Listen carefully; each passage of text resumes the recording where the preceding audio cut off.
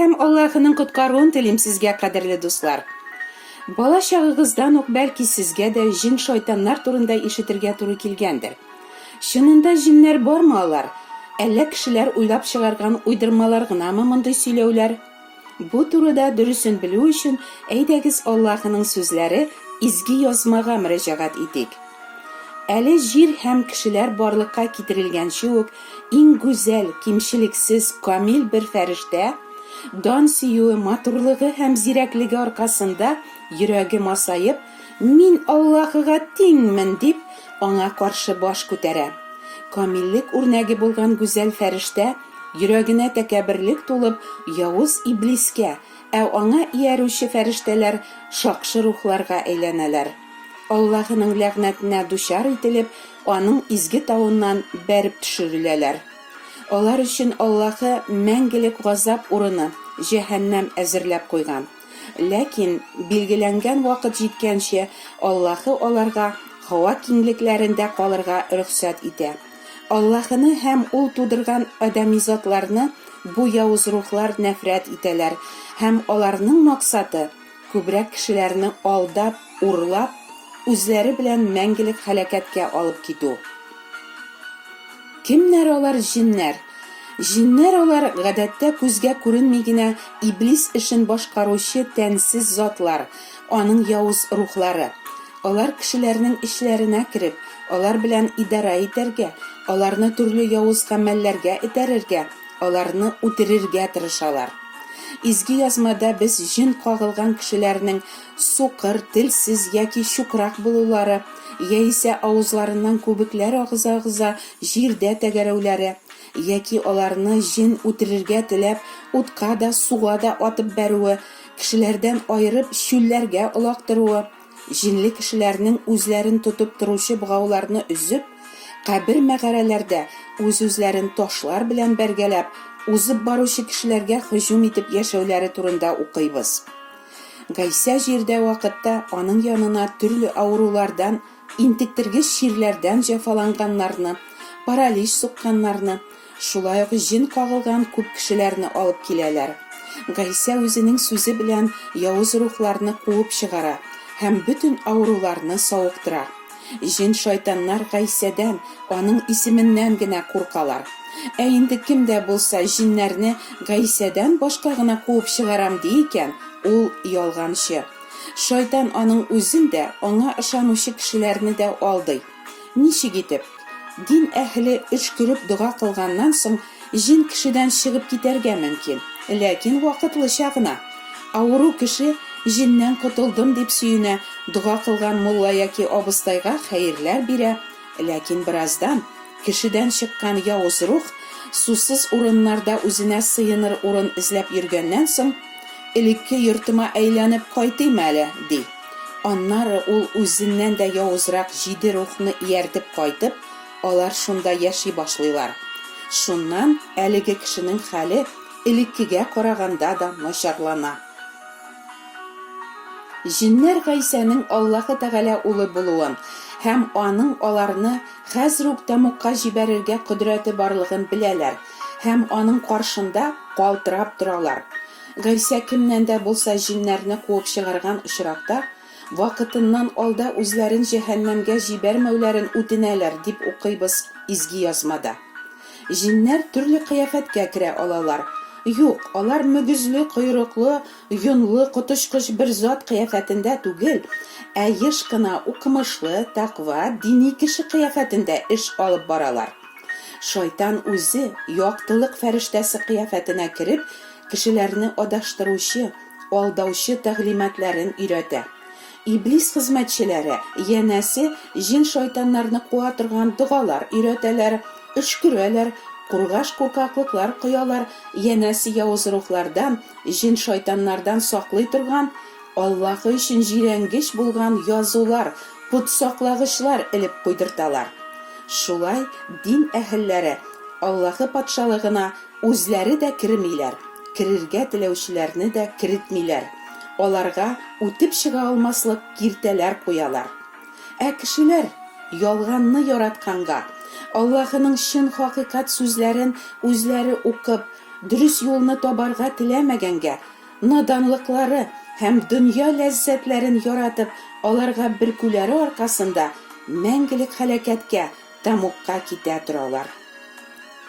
Үзләре белән элемтәгә керүче һәркемне бу рухлар алдарга, үзләре кебек явыз итәргә һәм тизрәк һәлак итәргә тырышалар. Мин җиннәр белән элемтәгә кермим дисезме? Әгәр сез үлгән кешеләрнең рухлары өчен дуга кыласыз, алар өчен хәерләр бирәсез икән, төрле эш күрүчеләргә барасыз, яки үзегез шул эшләр белән шөгыльләнәсез икән, сез нәкъ җиннәр белән элемтәдәсез. Тормышта якыннарын югалтып, аларны сагынып кайгыручы тол хатыннардан: "Бүген төнлә минем яныма ирем кайтты, без аның белән йокладык. Ул һәр төнне минем яныма килә" дигән сүзләр ишетергә мөмкин. Әгәр үлгән ирең яки үлгән балаң төнлә яныңа килә икән, димәк, җин алар кыяфәтенә кереп күренә. Аның максаты бер генә: сине алдау һәм һәлак итү. Әгәр җаныгыз котылсын дип, оҗмахка керү өчен хайван корбаннары китерәсез икән, сез җиннәргә корбан китерәсез. Алла сүзе әйтә: мәҗүсиләр корбанны Аллаһыга түгел, җиннәргә китерәләр. Без мәҗүсиләр түгел, безнең динебез иң саф, иң дөрес дин дисезме? Аллаһы Тәгаләгә Гайса Мәсих китергән корбан аша иман итмәүче һәркем үзенең корбаннарын җиннәргә китерә. Чөнки Аллаһыга яраулы, ул кабул иткән бер генә изге корбан бар. Ул Гайса корбаны гына. Гайса Мәсих үз тәнен бер тапкыр һәм мәңгелеккә корбан итеп китергәннән соң, хайван корбаннары китерүнең инде кирәге юк. Кирәге юк кына түгел, Гайса кешеләрнең гөнаһларын кичерү өчен үзенең тәнен корбан итеп китергәнен белә торып та, хайван корбаннары китерүне дәвам итүчеләр Аллаһы үзе биргән изге корбанны һәм Гайса түккән изге канны санга сукмауларын, аңа төкереп карауларын күрсәтәләр. Шулай аларның корбаннары Аллаһы Тәгалә ризалыгы өчен түгел, ә җиннәргә китерелә. Кайбер кешеләр турында: "Ул бит җин кебек усал, котырый" диләр. Психиатрия хастаханәләрендә эшләренә явыз рухлар тулган шундый кешеләрне давалап терелтергә тырышмыйлармы? Ләкин җин кебек котырый кешеләр белән генә явыз рухлар идара итә дип уйлыйсызмы? Үзен Аллаһы угылы дип атаганы өчен дин әһелләре һәм баш руханилар Гайсәне үтерергә сүз куялар. Гайса аларга әйтә: "Мине, Аллаһыдан ишеткән хакыйкатьне сөйләгән бәндәне үтерергә йөрисез. Атагыз Аллаһы булса, сез мине яратыр идегез, чөнки мин Аллаһыдан килдем. Сезнең атагыз Иблис, һәм сез атагызның теләкләрен үтәргә телисез. Ул баштан ук кеше үтерүче булып, хакыйкатьне тотмады һәм хәзер дә тотмый, чөнки аңарда хакыйкать юк. Ялган сөйләгән вакытта ул үзенекен сөйли, чөнки ул ялганчы һәм ялганның атасы. Ә сез, мин хакыйкать сөйләгәнгә күрә, сүзләремә ышанмыйсыз. Кем Аллаһыдан булса, шул Аллаһы сүзләрен тыңлар. Ә сез Аллаһыдан булмаганга күрә тыңламыйсыз." Хәзерге вакытта да Гайса безне гөнаһлардан коткаручы, ул Аллаһының бердән бер сөекле угылы дип сөйли генә башла. Шунда ук мин Аллаһыга буйсынам дип дин тотып йөрүчеләрнең эшләрендә ачу кайнап, сине нәфрәт итә башлыйлар. Кемнеңдер нәфрәте ачыктан ачык һәм усаллыгы йөзенә чыга.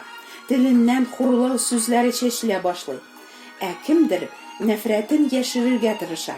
Ләкин аның эчендәге явыз рухның Гайса турында ишетәсе дә, беләсе дә килми. Ул үз юлыннан бара. Гайса юлы аңа кирәкми. Ләкин кызганычка каршы, Гайса юлыннан башка бөтен юллар да һәлакәткә китерә ди Аллаһының сүзләре. Гайса исеменнән башка Кешеләрне мәңгелек җәһәннәмнән коткара алырдай башка исем юк. Аллаһының Гайса коткаручы турындагы яхшы хәбәренә инанып, чын иманга килгәнче, бар кешеләрдә бу дөньяда хәзер идара итүче ялганлык рухы хакимлегендә яшиләр. Изге язма аша Аллаһы үзенең рухын һәм ялган рухны менә ничек танырга өйрәтә. Аллаһы рухын сез болай танып белерсез. Гайса Мәсихнең кеше булып килгәнлеген икрар итүче һәр рух Аллаһыдандыр. Ә Гайсаны икрар итмәүче бер рух та Аллаһыдан түгел. Ул рух Мәсих дошманыныкы. Димәк, кеше я Аллаһыга буйсына, я Иблискә. Әгәр кемдә булса чын йөрәгеннән Аллаһыга гына буйсына икән, ул кеше Аллаһы үзе күктән җибәргән Гайсаны да ярата. Чөнки Гайса аңа үзенең рухын сала.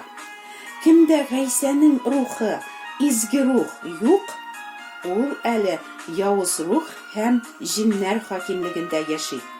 Гайса үзенә ышанучыларны нәкъ явыз рухлар җиннәр хакимлегеннән азат итәргә дип килде дә инде. Амин.